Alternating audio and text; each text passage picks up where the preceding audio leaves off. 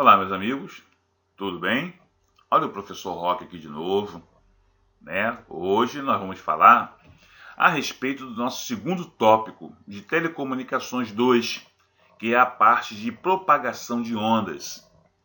Né? Quando você tem uma carga elétrica em movimento devido a uma diferença de potencial, ela vai provocar um campo elétrico variável nas suas vizinhanças. E se nas proximidades desta carga causadora do campo elétrico existir uma outra carga elétrica, esta sentirá os efeitos do campo e irá movimentar-se segundo ele.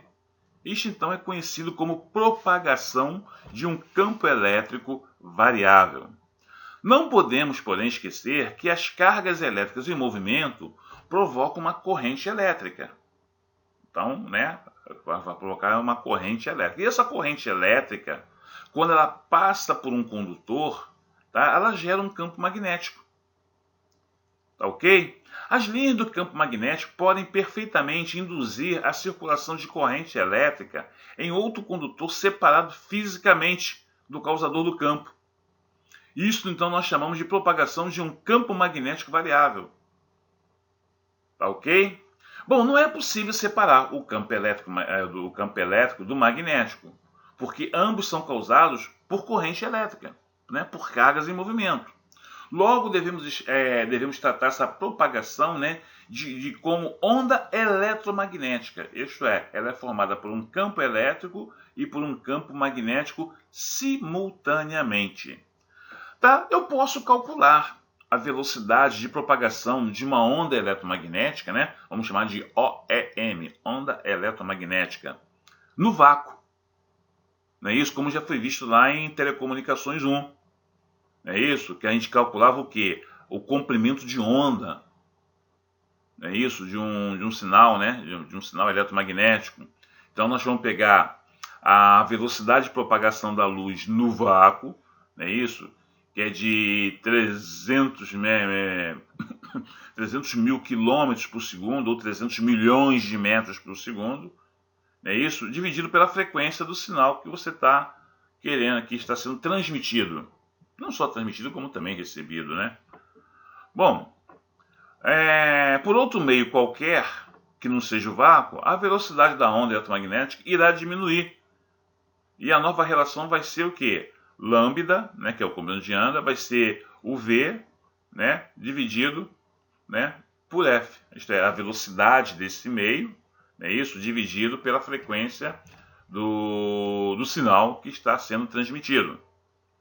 A direção do vetor campo elétrico é perpendicular a 90 graus em relação ao campo magnético. Então, vocês estão vendo aqui, ó, eu tenho aqui a direção da propagação do meu sinal, e eu tenho aqui, no sentido aqui, ó, horizontal, em azul, eu tenho aqui a minha onda magnética, tá? E aqui, ó, tá, no sentido vertical, defasado 90 graus em relação à onda magnética, eu tenho então a minha onda elétrica. Então elas são defasadas 90 graus entre si. Nós temos diversos tipos de propagações. Nós temos, por exemplo, o que nós chamamos de ondas terrestres. O que são as ondas terrestres?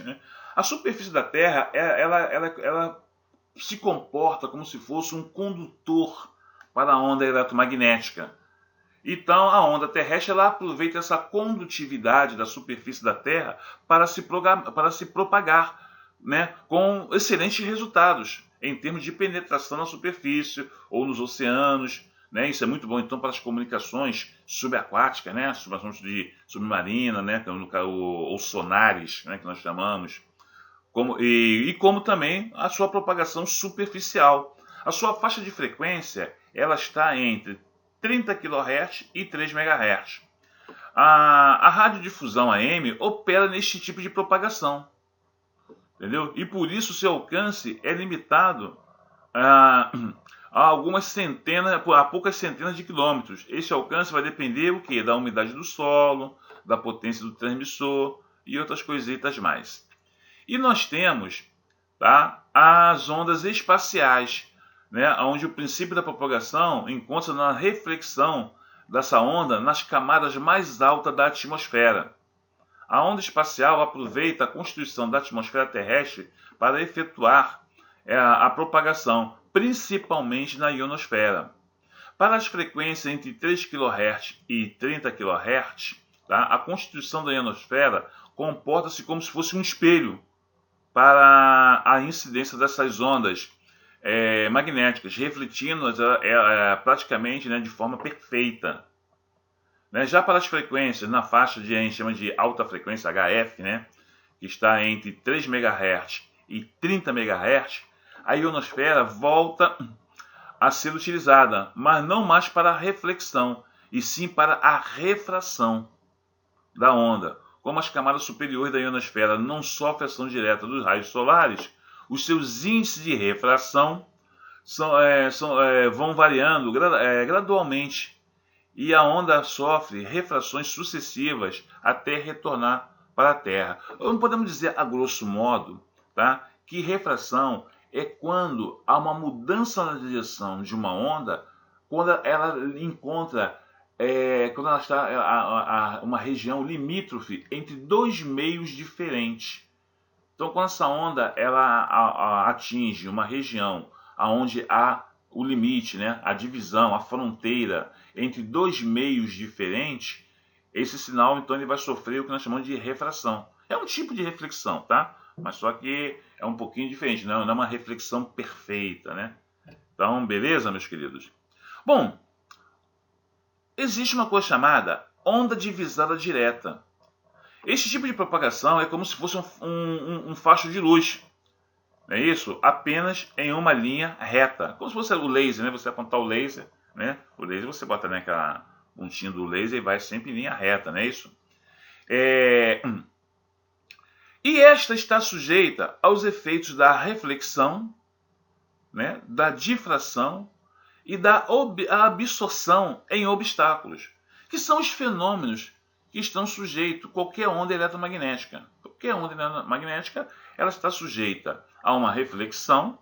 A reflexão é quando ela encontra um obstáculo que é maior do que o seu complemento de onda. Então ela vai bater e vai retornar, vai refletir. Difração é quando ela consegue contornar arestas, contornar objetos menores do que o seu complemento de onda. É por isso que você, dentro da sua casa, mesmo com todas as portas fechadas, janelas fechadas, você consegue receber os sinais do seu celular, os sinais lá do seu rádio, entendeu? Graças à difração. E quando essa parede, né, ou esse obstáculo, que é maior do que o comprimento de onda, ele apresenta uma certa, vamos dizer assim, maciez, né? Ele é muito macio, né? Ele vai entender o que? A absorver, né? Absorver essa onda eletromagnética, vai ver a absorção, tá ok?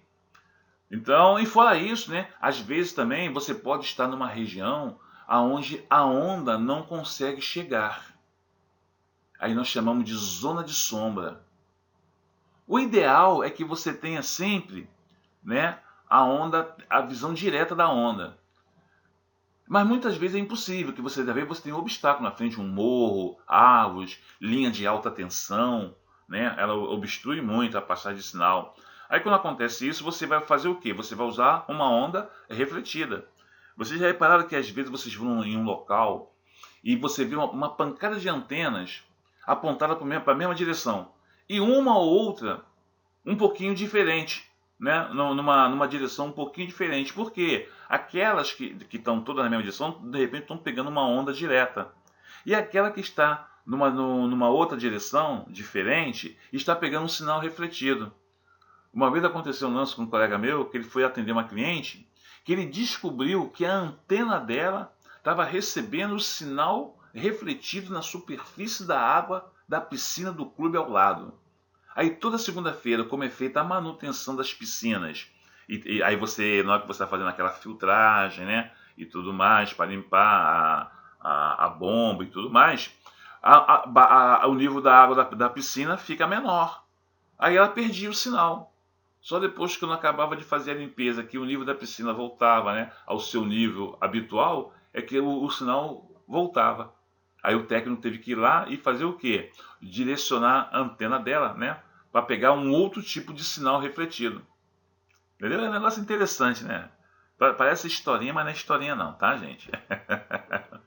Acima dos 300 MHz, o tipo de propagação a ser utilizada é a visada direta. Entendeu? Porque quanto menor for o comprimento de onda, mais direcional tem que ser a sua antena. Então a antena transmissora e receptora deve se encontrar na mesma linha do horizonte, isso sem ter nenhum obstáculo no caminho. Isso só é utilizado nas transmissões chamadas de microondas, onde existe a necessidade da confiabilidade de ser o ponto mais alto do sistema. Já na radiodifusão comercial, né, na faixa do FM, a transmissão de TV também encontra-se nessa faixa, aproveitando os fenômenos da reflexão e da difração de uma onda transmitida em obstáculos para realizar a recepção. Então ela vai batendo, né, nas paredes dos prédios, nas janelas, né, vai batendo em tudo quanto é lugar até chegar aonde você quer esse sinal. Aqui na figura 4 aqui, né, nós temos aqui, ó, uma onda direta, né, ou uma visada direta, né, a antena transmissora está vendo, entre aspas, né, a antena receptora, e aqui nós temos os sinais que estão sendo o quê? Refletidos, refratados, não é isso? Aqui, ó, por exemplo, lá, está vendo o quê, né? Uma reflexão. Aqui já está vendo o quê? Uma refração, tá ok? Os sinais estão batendo aonde? Na ionosfera, tá ok? E aqui nós temos também, né, uma outra onda, né, também aqui de visada direta. Essa aqui, ela já está acompanhando a curvatura da Terra. Tá lá, aqui ela está acompanhando a curvatura da Terra. Tá beleza, meus queridos? Bom, no que diz respeito, tá, à propagação de ondas, era isso que eu tinha que falar para vocês. Tá ok? Não esqueçam de dar uma olhadinha aí embaixo no vídeo, que sempre tem uma informação importante para os senhores, tá ok? E não esqueçam de ler o material de consulta, não esqueçam de fazer as atividades que estão lá no site, tá ok? E aguardo vocês na próxima, tá ok lá? Um abraço então para vocês.